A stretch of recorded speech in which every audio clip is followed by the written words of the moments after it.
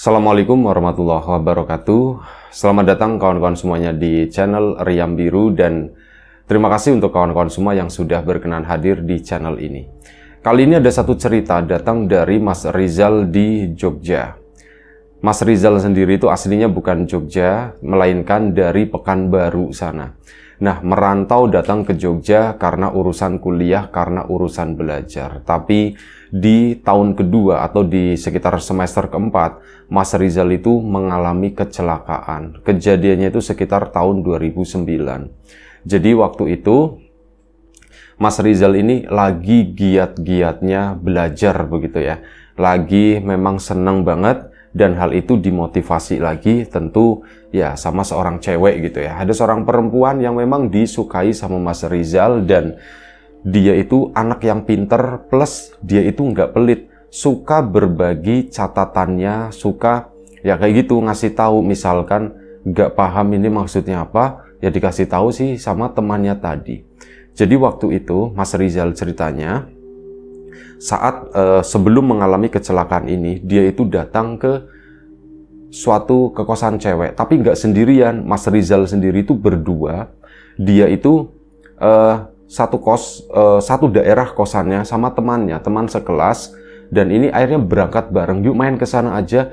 Dan di kosan si temannya ini memang rame. Di situ teman-teman yang lain, yang cewek-cewek itu juga ada beberapa itu pada datang. Jadi malam itu totalnya ada sekitar 7 orang yang memang yaitu belajar bersama begitu ya. Belajar bersama untuk Mas Rizal sendiri plus gitu, karena Mas Rizal memang ada suka gitu sama si cewek yang dituju ini. Berangkatlah Mas Rizal ke sana. Saat tiba di tempat tersebut, ini udah ada teman-teman yang lain. Ya singkat cerita, mereka pun belajar sampai akhirnya jam malam kos-kosan itu jam 9. Itu udah harus pada pulang begitu ya. Udah nggak terima tamu lagi. Nah, jam 9 malam pun Mas Rizal sama Doni, temannya tadi, ini pulang begitu kan. Nah, saat pulang sempat mampir di angkringan di sana sebentar, isi perut lah, karena lumayan cukup lapar juga ya, sampai kurang lebih mungkin sekitar setengah 10 atau jam 10 malam. Mereka pun melanjutkan perjalanan, dan ya perjalanannya lumayan cukup jauh dan melewati salah satu rumah sakit di Jogja disitulah. Nah, lagi perjalanan malam itu ya, namanya perjalanan pulang, ya udah nggak harus jejeran begini atau tungguan kayak gitu kan. Si Mas Doninya bilang, "Zal, aku kalau duluan nggak apa-apa ya Zal ya," kata si ini. "Ya nggak apa-apa Don, nggak apa-apa," kata si ini ya. "Udah duluan aja." Ini si udah di dekat rumah sakit ya, si Mas Doni itu mulai narik gas, tapi ya nggak kencang-kencang banget, kecepatan normal, dan malam itu udah lumayan relatif cukup sepi dibandingkan saat siang begitu padat. Nah, ini udah lumayan cukup sepi. Mas Rizal pun akhirnya sama, ngikut di belakangnya si Mas Doni. Mungkin dengan jarak antara 20 atau 30 meter di belakang si Doni tadi. Ngelewatin rumah sakit. Nah, saat di depan rumah sakit itu, sebelumnya Mas Rizal itu melihat di sisi kiri sana, sisi kiri jalan, itu ada seorang perempuan, ini pakai kebaya, pakai kerudung, warnanya itu serba ungu. Cuman di bagian bawahnya sih nggak tahu, warna-warna gelap gitu ya. Kebayanya sama kerudungnya itu warnanya ungu semua, ngegandeng bocah kecil, ngegandeng seorang anak perempuan, mungkin kisaran usianya sekitar 3 atau 4 tahun segitu, masih kecil. Digandeng si anak perempuan tadi tuh kayak pakai rok, warnanya itu warna putih semacam itu. Ini dia berdiri di pinggir jalan di sana. Mas Rizal pun ya tahu, oh ini orang mau nyebrang atau gimana, mungkin habis dari rumah sakit, habis menjenguk siapa atau apa gitu ya. Itu sempat ya kebayang tuh kayak gitu, dan jalanan itu sepi, mereka itu masih berada di pinggir jalan. Mungkin mereka masih nyebrang, nungguin aku lewat dulu kali ya. Tengok di belakang Mas Rizal, sempat ngelihat spion, itu nggak ada siapa-siapa, kosong. Jalanan di belakang itu kosong, ada mungkin kendaraan tapi jauh, belum terlalu terlihat. Mas Rizal pun ya tetap dengan kecepatannya tadi, giliran udah deket, sementara si Mas Doni itu di depan sana ya. Giliran udah deket, tiba-tiba si perempuan itu tuh kayak celonong nyebrang, dia itu malah kayak lari, dan lari bareng kayak balapan sama si anak kecil. Anak kecilnya itu masih digandeng begitu ya. Ini balapan begini ya, Mas Rizal itu kalau misal diterusin itu bakal nabrak mereka. Akhirnya apa?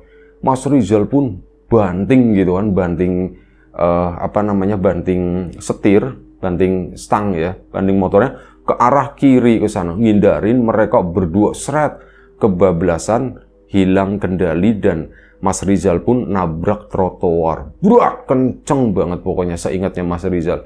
Mas Doni yang di depan denger ada bunyi gubrak kayak gitu, tapi dilihat di spion itu nggak kelihatan. Mas Doni pun minggir. Pas nengok-nengok, ya perasaan dia mungkin nggak enak. Loh, Rizal mana? Tadi ada bunyi gubrak. Jangan-jangan gitu kan. Mas Doni pun akhirnya minggir, melipir, dan ternyata bener di trotoar ini ketutupan sama pohon. Itu Mas Rizal motornya udah nyungsep, dianya itu udah tergeletak di trotoar sana. Si Mas Doni lah yang nolongin sampai akhirnya ya, itu kan di depan rumah sakit gitu ya, jadi gampang lah, rumah sakitnya nggak perlu disebutkan, tapi di depan rumah sakit situ akhirnya Mas Doni si Mas Rizal itu dibawa gitu ya. Mas Rizal sendiri tuh kondisinya pingsan, dia tuh sempat ingat sebentar, sempat ingat gitu ya, tapi habis itu udah plek gitu, kayak tidur begitu aja. Tahu-tahu bangun-bangun dia itu udah didorong, dipakai yang kereta itu ya di rumah sakit. Nah, didorong, semua yang ngurus itu Mas Doni. Dan akhirnya ya singkat cerita masuk ke dalam kamar di sana, dicek segala macam. Ini kondisinya Mas Rizal itu juga masih lumayan shock. Si Mas Doni udah mulai bisa ngajak ngomong, "Zal, kamu gimana, Zal?" "Don, aku di mana, Don?" "Kamu di rumah sakit," katanya. "Tadi kamu mengalami kecelakaan begini." "Oh iya, aku inget, Don." "Kenapa, Zal? Kenapa bisa seperti itu?" Aku tadi nggak tahu, Zal. Nggak tahu, Don. Aku ngelihat ada ibu-ibu sama anaknya tiba-tiba mau nyebrang," katanya begitu. "Tiba-tiba nyebrang itu lari. Ya aku ngindarin mereka. Akhirnya aku jatuh," katanya. "Ibu-ibu yang mana?" gitu kan. "Aku kan di depan kamu, aku nggak ngelihat," kata si Mas Doni. "Ya aku nggak tahu, pokoknya ada lah, dia tuh pakai kebaya warnanya tuh ungu, kerudung juga kerudung ungu. Ini bawa anak kecilnya sih pakai rok, kayaknya warnanya putih atau apa gitu. Itu tiba-tiba lari, Don. Lari bener-bener nyebrang. Ya udah aku ngindarin, brak. Don, ini aku kenapa ya, Don ya?" kata si Doni. Si Mas Rizal itu mengalami ada patah tulang di kaki kiri bagian kelingking jarinya gitu. Itu ada patah tulang di sana. "Sisanya gimana, Don?" "Sisanya sih belum tahu, tapi kayaknya sih enggak apa-apa. Kamu sendiri gimana? Ada yang ngerasa sakit atau apa?"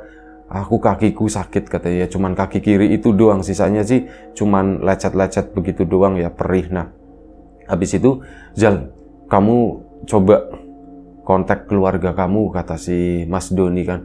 Iya, aku hubungin keluarga." Akhirnya apa? Si Mas Rizal kan ngontak keluarga, ngasih tahu dan sebagainya. Yang ngasih taunya tentu saja yang bikin tenang gitu ya. "Ini Pak, Rizal habis kecelakaan, Pak." "Loh, kamu kecelakaan gimana?" "Tapi enggak apa-apa, Pak, ini udah di rumah sakit, udah ditolongin sama temanku namanya Doni," katanya begitu. Ya sudah, nanti kami ke sana." Nah, keluarga dari Pekanbaru, ya kan nggak bisa langsung langsung berangkat begitu kan, nggak bisa. Ya paling nggak besok pagi, nggak tahu naik pesawat, nggak tahu naik apa gitu kan. Dan keluarganya Mas Rizal itu ternyata naik kendaraan darat, naik bus gitu ya. Itu lumayan cukup lama, tapi nggak apa-apa pikirnya Mas Rizal, karena ada Doni di situ. Jadi Doni yang ngurusin dan sebagainya. Malam itu di sana si Mas Doni kan tentu saja ada urusan ya. Intinya yang penting udah masuk kamar dulu deh, udah masuk ini aja, terserah, sisanya itu terserah dokter. Dan untuk masalah bayar-bayaran itu gampang lah, mikir belakang, pikirnya si Mas Doni begitu. Akhirnya ngomong sama Mas Rizal, "Zal, kamu mau ditemenin gak, Zal, di sini?" "Ya aku sih sebenarnya pengen ada temennya, Don," gitu kan. "Cuman kalau kamu misal lagi sibuk nggak bisa, nggak usah juga nggak apa-apa," katanya. "Udah tenang aja, tak temenin. Cuman aku mau pulang dulu ya. Aku mau ganti baju, bersih-bersih, ini ada darah kamu juga di sini." Ya sudah, makasih ya, Don ya. Tapi kamu balik ke sini, Don." "Iya, nanti aku balik ke sini." Mas Doni pun akhirnya pulang. Mas Rizal itu sendirian di sana. Udah mungkin sekitar jam 11 malam ya waktu itu. Dia tuh sendirian, kletap-kletip di ruangan sebelah. di apa sih namanya bilik atau apa gitu, itu ada pasien lain gitu di sana. Nah, Mas Rizal itu diem gitu, apa yang terjadi? Motorku gimana? Aku belum nanyain sama Doni, lagi lupa. Ya wis lah, nanti nunggu Doni datang aja deh. Ditungguin sampai setengah 12, Doni kok belum datang-datang gitu. Apa nanti jam 12 malam atau gimana ya? Nah, Mas Rizal itu akhirnya mulai mengantuk. Tapi ndak tahu perasaan kok ndak enak gitu ya. Kalau misal udah mau begini tidur, ada suara gedek kayak orang bawa ngedorong kereta seperti itu. Akhirnya Mas Rizalnya bangun lagi, mau tidur kayak gitu lagi. Wis pokoknya di sini mau tidur, di sebelah kiri gitu. Aduh, ngeluh sakit. Mas Rizal pun bangun lagi. Beberapa perawat pun masuk ke sana ngecek dan sebagainya, ditanya, "Mas masih sakit atau enggak?" "Enggak, suster, udah baikan, ini mendingan, ya udah banyak istirahat aja dulu, nanti besok biar dokter cek ulang," katanya, "biar dicek sama dokter spesialisnya," gitu. "Iya, baik." Ya, Mas Rizal berusaha untuk istirahat malam itu sampai ini lampu kan bisa dimatiin gitu ya. Tetap sebagian itu dimatikan. Udah lumayan cukup nyaman lah buat tidur. Nah, Mas Rizal pun tidur, dan seingatnya Mas Rizal itu udah sekitar jam 12 malam. Jam 12 malam dia tuh udah siap-siap begini, blok, si Doni nggak datang, mungkin nanggung besok kali ya. Ya wis lah, nggak apa-apa, biarin. Udah biarin aja deh gitu kan. Udah tidurlah si Mas Rizal. Sampai akhirnya dia itu terbangun. Gara-gara nggak tahu penyebabnya apa sebenarnya. Dia tuh kayak tiba-tiba bangun begitu aja, kaget gitu. Kaget kayak seolah-olah dibilang mimpi ya. Mas Rizal nggak ingat mimpi apa, tapi kayak orang yang kadang mau jatuh begitu ya, les gitu saat lagi tidur, itu seperti itu. Dia pun terbangun, dan begitu terbangun dibikin kaget lagi karena ngelihat ke arah bawah sana, ke arah kakinya ada anak kecil itu pegangan di ranjang ini ya, tempat ranjang rumah sakit tersebut, pegangan begini. Jadi anak kecilnya tuh aslinya tuh lebih pendek, cuman mungkin dia naik ke atas begini, tangannya tuh lagi mainin ini jarinya si Mas Rizal yang katanya patah atau retak gitu. Itu lagi dimain-mainin begini. Mas Rizal kan ya kesakitan gitu kan. Aduh sakit. Jangan, kata si Mas Rizal begitu. Jangan dimainin. Nah, nengok ke sana, nyadar di sebelah kanan, ini ada seorang perempuan yang pakai kebaya warna ungu tersebut. Ini lagi berdiri, cuman ngebelakangin Mas Rizal, dan dia di sana itu kayak ketawa, kayak ketawa begitu, lucu kali ngelihat si anak kecil tersebut lagi mainin jarinya Mas Rizal, sementara reaksinya dia itu seperti itu. Si perempuan ini tuh ketawa cekikikan kok gitu. Mas Rizal kan di sana langsung, kamu siapa? Kamu siapa? Gitu kan. Kamu siapa, Mbak? Kamu siapa, Mbak? Itu tetap ketawa kayak gitu, cekikikan, sementara si anaknya ini tetap udah dilepasin, nempel ke si mbak-mbak tadi, meluk begini, terus ngeliatin Mas Rizal. Mukanya itu nggak terlalu jelas, dan Mas Rizal waktu itu tuh udah takut gitu ya. "Kamu siapa? Kalian itu siapa? Kalian kenapa tadi tiba-tiba mau nyebrang, dan kenapa kalian kesini? Kalian itu siapa sebenarnya?" Nah, saat kayak gitu, si perempuan yang pakai kebaya ungu tersebut itu nengok pelan-pelan ke arahnya Mas Rizal. Di situ Mas Rizal itu rasanya pengen lari, tapi infus dan yang lain-lain itu udah nempel gitu ya. Ini gimana, aku nggak bisa lari. Gara-gara apa? Ngelihat si muka perempuan itu, secara muka itu sebenarnya cantik, tapi yang jadi masalah adalah matanya itu nggak ada, rapet, nggak ada alis, nggak ada mata, cuma ada hidung sama ini doang. Maksudnya cantik di sana itu kulitnya tuh mulus, bersih, bibirnya itu sepertinya pakai lipstick, tapi matanya itu nggak ada, bener-bener nggak ada. Itu cuma nengok begini karena Mas Rizal. Mas Rizal pun ketakutan, "Aku udah bisa lari, asem." Alah, ngambil info segala macam itu kan susah. Akhirnya cuma bisa miring begini membelakangi si perempuan tadi. Sementara si anaknya itu kayak ngomong begitu ya, nggak tahu ngomong apaan. Terus kayak narik si perempuan tadi. Mas Rizal itu sempat nengok ke arah belakang.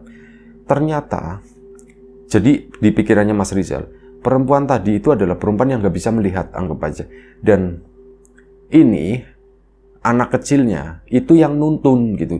jalan keluar lewat pintu, tapi pintunya itu nggak dibuka, cuman slup keluar dua-duanya, nembus gitu. Mas Rizal itu tambah tegang, langsung ambil handphone si Doni itu, diteleponin gitu, tatit, nggak diangkat-angkat. Waktu itu udah sekitar jam 1 pagi. Doni kemana ya, Don kemana? Akhirnya di message gitu ya, Don buruan Don kesini Don, aku takut Don, katanya, aku takut Don. Itu di message kayak gitu, tetap nggak dibales. Nggak lama Doni itu masuk, tiba di sana, di rumah sakit tersebut. Don, aku tadi nelponin kamu Don. Ya sorry, aku di motor, kata si Doni. Gimana Zal? Nggak apa-apa. Akhirnya kan di message kan dibaca itu message-nya sama si Doni. Kamu kenapa? Katanya Doninya nanya, kamu kenapa Zal? Takut kenapa Zal? Don, sumpah Don, ini kedua kalinya, kata si Mas Rizal. Kedua kali apanya? Kan tadi aku ngelihat yang perempuan pakai ungu yang hampir aku tabrak itu, akhirnya aku kecelakaan. Yang kedua tadi mereka itu datang ke sini. Mereka itu siapa? Yaitu si perempuan itu sama anak kecil yang mereka itu datang ke sini. Dan kamu tahu nggak Don? Sepertinya yang dewasa itu, udah tahu itu ibunya, udah tahu sama anaknya gitu ya. Yang ini, yang perempuan dewasa itu, sepertinya nggak bisa melihat loh. Gimana emang alis sama matanya itu nggak ada. Terus ya udah tadi kesini, datang ke sini, si anak kecilnya itu mainin jariku yang itu loh katanya. Nah diceritain begitu si Mas Doni, wah serem juga, kata si Mas Doni ya. Makanya Don, sumpah Don, aku ini Don, takut, aku pengen cepet-cepet keluar dari sini. Don, kamu jangan inilah Don, atau minta tolong sama siapa ya Don ya, teman biar bisa gantian. Ya udah tenang aja, nanti besok tak cariin itu teman buat gantian nungguin kamu di sini. Iya, ini yang lain juga belum pada tahu kok. Aku baru ngasih tahu si Kamal katanya tadi. Oh iya, udah makasih ya Don ya. Temenin di sini ya Don. Iya, udah tenang aja. Udah, ini aku bawa tikar, aku nanti mau tidur di bawah. Iya Don, atau kamu tukeran di sini, kamu yang di atas juga enggak apa-apa. Nggak usah, aku di bawah aja. Akhirnya malam itu alhamdulillahnya mereka bisa tertidur. Keesokan paginya selepas dari kuliah, itu pada datang ke sana, termasuk yang disukain sama Mas Doni. Ya cerita-cerita lah, ceritanya itu seperti itu. Nah dari sana Mas Doni itu juga akhirnya mendengar cerita. Ya memang di situ beberapa kali terjadi kecelakaan Don, dan katanya begitu. Katanya seolah-olah ngelihat ada orang mau nyebrang, padahal itu ndak ada. Ya akhirnya kecelakaan tunggal, katanya seperti itu. Ya aku juga nggak tahu gitu kan, nggak ada yang ngasih tahu. Di situ harus hati-hati atau gimana. Kamu sendiri nggak ngelihat Don semalam? Aku nggak ngelihat apa-apa. Aku cuma ngedengar suara brak begitu doang. Pas nengok loh, Rizal kok ndak ada. Jangan-jangan ini Rizal, tak cariin ternyata memang bener dia. Nah singkat cerita lagi, sampai malam harinya keluarganya si Mas Rizal itu belum datang. Ya tapi enggak apa-apa, enggak buru-buru karena di sana itu kan ada teman-temannya. Nah seperti biasa tamu itu kan udah pada pulang. Malam hari gitu ya, jam besuk juga udah selesai, ditemenin sama Mas Doni. Nah Mas Doni itu kan ngerokok, jadi bilang sama si Mas Rizal, Zal, aku bentar ya, tak keluar sebentar ya. Iya, itu sekitar jam 10:30 malam.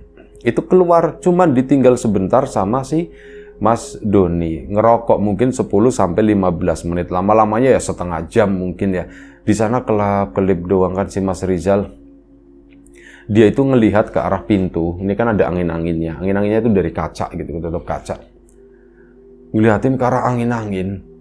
Itu dia kan pintunya nggak tembus pandang ya. Nah dia tuh ngeliat ke arah angin-angin. Itu ada yang ngintip di sana. Dan yang ngintip itu adalah yang Mas Doni kenal, yang Mas Doni tahu. Itu adalah perempuan, anggap aja perempuan buta gitu ya. Itu adalah perempuan buta tersebut sama si anak kecil. Itu kayak ngelongok begini dua-duanya. Terus apa tiba-tiba slup.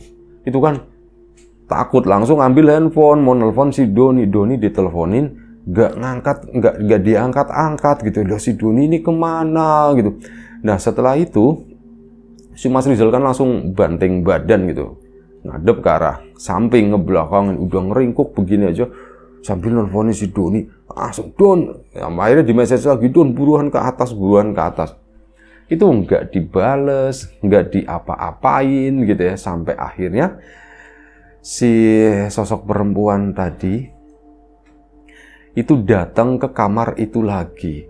Pertama Mas Rizal itu nggak ngeh, tapi begitu ini kan lagi miring begini, ternyata dari balik handphonenya itu ada si anak kecil itu lewat cacat begitu dari bawah ke atas itu mentok tembok gitu ya. Kaget bukan main, ini mau kemana sih anak kecil itu. Pas nengok ke belakang ternyata memang benar si nggak tahu ibunya atau siapa itu ya pun berdiri di sana di pinggirannya Mas Doni. Itu cuman lingak-linguk, cuman ngeliatin dari atas ke bawah tapi tanpa mata ngeliatnya, cuman kepala doang, atas ke bawah lagi, ke atas lagi, ke bawah lagi, terus ketawa. Habis itu ketawa cekikikan, ditutup begini mulutnya. Si anak kecilnya di sampingnya cuman ngeliatin Mas Doni. Mas Doni itu udah nggak bisa, si Mas Rizal ya, mohon maaf. Si Mas Rizal pun udah nggak bisa ngapa-ngapain, cuman diem begitu aja, cuma nutup mata berharap Doni itu datang. Dan ternyata Doni datang. Zal udah tidur Zal. Nah begitu udah tidur langsung bret gitu kan. Belum Don. Kamu dari mana Don? Aku habis ngudut, kata si Doni. Kamu tak teleponin tadi. Aku nggak bawa HP, katanya. HP ku tak tinggal di sini. Lah, gitu kan kata si Mas Rizal. Pantesan. Kenapa Zal? Kenapa? Datang lagi katanya. Siapa yang datang? Yang itu yang kemarin. Iya, yang kemarin datang lagi Don. Gimana ya Don? Ya ini ya Don. Aku tuh takut beneran Don. Ya wis lah, ya udah yang sabar aja, kata si Mas Doni. Yang sabar aja. Mungkin ada sesuatu kali ya. Mungkin ada sesuatu, pikirnya si Mas Doni. Cuman aku sendiri tuh nggak tahu. Aku juga nggak pernah melihat, nggak pernah punya pengalaman hal-hal seperti itu Zal. Sama aku juga, kata si Mas Rizal. Ini kayak pengalaman pertama dan itu tuh serem, kata si Mas Rizal. Akhirnya sudah, ya wis lah, udah istirahat aja. Ini aku juga mau tidur. Besok aku mau kuliah pagi, katanya. Iya Zal, iya Zal. Titip absen ya Zal ya, katanya. Ya ngapain titip absen, kamu kan lagi kecelakaan begini, pakai izin aja. Oh iya ya Zal, ya iya ya Don. Akhirnya sudah, mereka pun akhirnya tidur malam itu.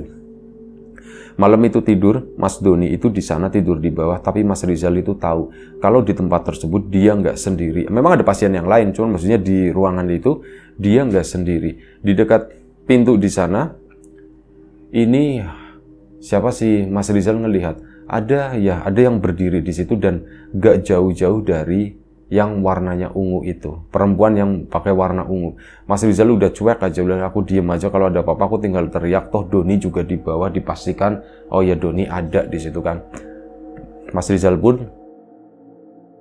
akhirnya lanjut tidur sampai pagi. Nah keesokan paginya itu baru keluarganya si Mas Rizal itu datang ke sana sebelum Mas Doni pulang. Akhirnya ya udah kayak serah terima. Mas Doninya pun dapat ucapan terima kasih dari keluarganya Mas Rizal dan sebagainya. Mas Rizal pun bilang terima kasih dan mulai hari itu dihandle sama bapaknya Mas Rizal. Nah di situ kan akhirnya ditanya-tanya secara mendetail oleh bapaknya Mas Rizal. Apa yang sebenarnya terjadi Zal? Ya begini Pak. Enggak, sebelumnya itu apa yang terjadi? Enggak Pak, aku cuman mau belajar Pak. Aku mau belajar. Ini ceritanya, kamu belajar di tempatnya siapa? Di tempatnya Rini itu akhirnya. Seperempuan itu disebutkan namanya di tempatnya Rini. Rini itu siapa? Rini itu teman sekelasku Pak. Dan terus gimana? Kata si bapaknya. Ya udah Pak, cuman seperti itu. Enggak, mungkin ada sesuatu yang masih kamu sembunyikan. Itu coba kamu omongkan. Apa ya? Ya Mas Rizal tuh bingung gitu ya. Masa iya aku mau ngomong aku suka sama Rini gitu. Kayak itu kan kayaknya agak susah gitu ya. Agak gengsi atau gimana. Tapi kayak gitu terus dikorek-korek sama bapaknya sampai bapaknya pun nge-trigger. Apa kamu ada perasaan sama dia, suka atau gimana? Mas Rizal pun Pak, iya Pak, katanya begitu. Akhirnya jujur. Nah begitu seperti itu ya sudah, alamat kosannya Rini di mana? Dikasih tahu sama Mas Rizal, kosannya ini Pak, kamar nomor sekian. Ya wis, mereka tuh pulang kuliah jam berapa ya, kata si bapak. Ya mungkin sekitar jam 2, jam 3 lah kayaknya Pak udah di kosan. Ya wis, nanti Bapak minta antarlah seseorang ke sana naik ojek atau naik apa gitu, kata si bapaknya.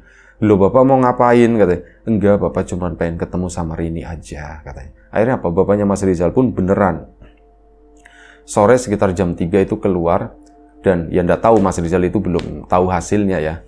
Menjelang maghrib bapaknya itu pulang dan bapaknya itu cerita, jadi begini Zal, kamu sebaiknya ini, kata bapak, kamu ganti, katanya. Maksudnya ganti gimana pak? Jangan suka sama Rini. Loh, kenapa pak? Kenapa pak? Jadi begini, ya ini udah tahu ya, kata si bapak ya, cuman perasaan bapak, sosok yang suka ngegangguin kamu itu kayak semacam penjaganya Rini, katanya begitu. Mungkin kamu di satu sisi kamu punya niatan atau sesuatu yang gak baik ke Rini, dan itu sebagai upaya proteksi, katanya begitu. Itu dari keluarganya, bahkan kemungkinan Rini juga ndak tahu, katanya begitu. Oh begitu ya pak ya, iya.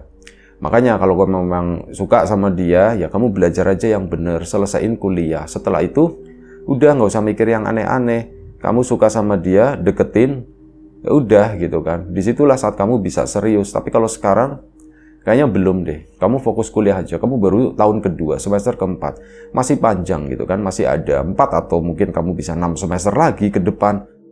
Iya sih pak. Ya sudah, itu aja sih pesan bapak. Jangan dilanjutin lagi. Iya baik pak gitu kan. Ya Mas Rizal karena dibilang mungkin kamu ada niatan yang gak baik atau apa. Ya mungkin anak muda begitu ya, gejolak remaja dan sebagainya. Ada bumbu-bumbu nafsu atau apa semacam itu jadi penghalangnya. Dan ada sesuatu yang menurut bapaknya Mas Rizal, sesuatu yang tahu, ada yang tahu niat nggak baiknya dari si Mas Rizal tadi. Jadi itu kayak upaya protektif dari pelindungnya atau penjaganya si Mbak Rini yang sudah katanya itu udah turun-temurun. Dari situ pun Mas Rizal mulai mengambil sikap. Ya kalaupun memang belajar, memang beneran belajar, dan aku nggak mau ya nggak seperti itu lagi gitu ya. Aku nggak seperti itu lagi, memang bener. Aku harus baik ke Rini, tapi aku tidak punya niatan yang lain, kata si Mas Rizal. Hal itu pun coba suka, tetap suka, tapi hal itu ditahan gitu ya. Sebatas mengagumi dan sebagainya itu dijadikan motivasi untuk ini tadi, sesuai omongan bapaknya, kuliah kamu itu harus selesai, kuliah kamu itu harus benar dulu. Dan hal itu akhirnya dilakukan, selesailah Mas Rizal gitu. Sama Mbak Rini juga sama, mereka tuh sama-sama wisuda dan sebagainya. Dan sosok yang tadi, yang pemakai baju ungu sama anak kecil itu, semenjak orang tuanya ke sana, itu udah nggak pernah nongol lagi. Dan hal itu pun apa yang diketahui oleh Mas Rizal, itu sempat diomongin sama ke Doni juga. Dan Doni pun ya tidak masalah dengan hal tersebut ya. Dan sudah waktu pun berjalan, mereka pun akhirnya sama-sama wisuda. Tapi justru di sana Mas Rizal itu udah kayak kehilangan selera begitu. Ya mungkin karena terlalu lama atau apa, sibuk dengan kehidupan barunya, Mbak Rini dengan kehidupannya, Mas Rizal pun dengan kehidupannya. Dan di situ justru di kehidupan yang lain, Mas Rizal itu bertemu dengan seseorang yang lain juga. Dan justru malah orang tersebut inilah yang sekarang ya deket sama Mas Rizal gitu ya. Nikah sama Mas Rizal, belum lama mereka itu menikah. Dan ya ceritanya sampai segitu aja. Itulah pengalaman Mas Rizal saat di Jogja sana. Terima kasih banyak Mas Rizal atas ceritanya. Kawan-kawan di rumah juga terima kasih banyak atas support dan dukungannya apapun itu.